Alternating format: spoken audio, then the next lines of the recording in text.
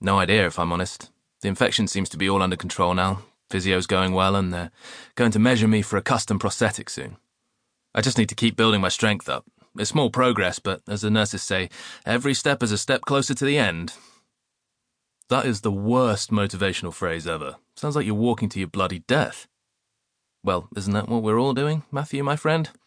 Alfie reached over and patted him on the arm. Oh, give over. You're still a dark-humoured bastard even with one leg, aren't you?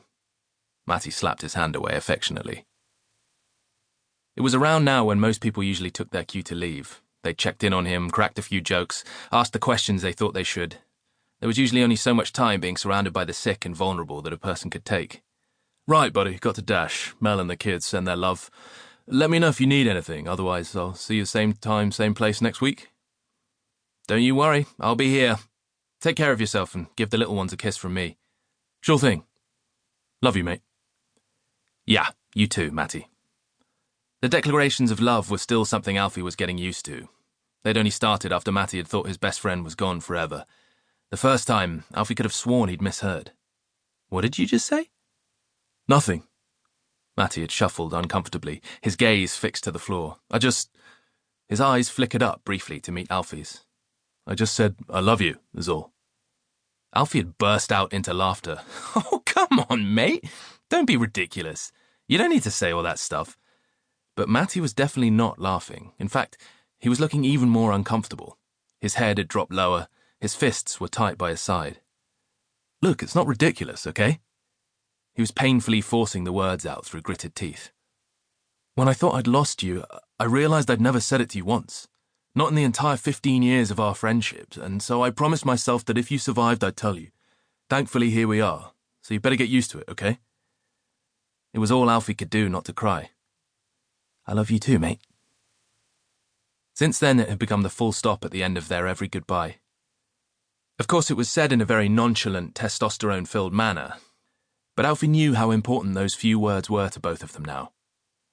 Alfie had been a patient at St. Francis's Hospital for nearly 6 weeks.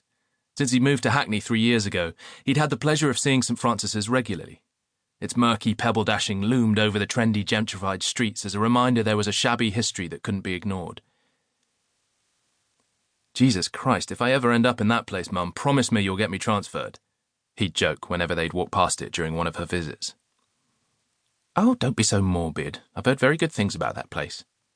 Really? You're telling me you've heard good things about a place that looks more like a multi-story car park than a hospital?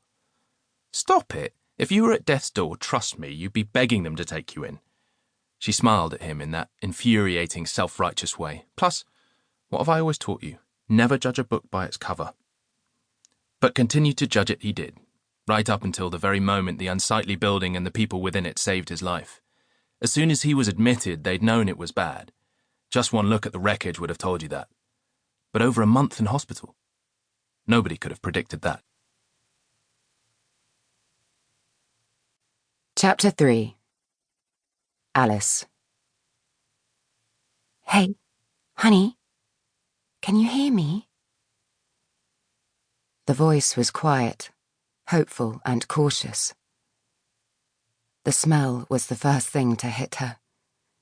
Bleach, blood, human decay. You don't even need to say anything, Alice, love. Maybe blink or wiggle those fingers of yours.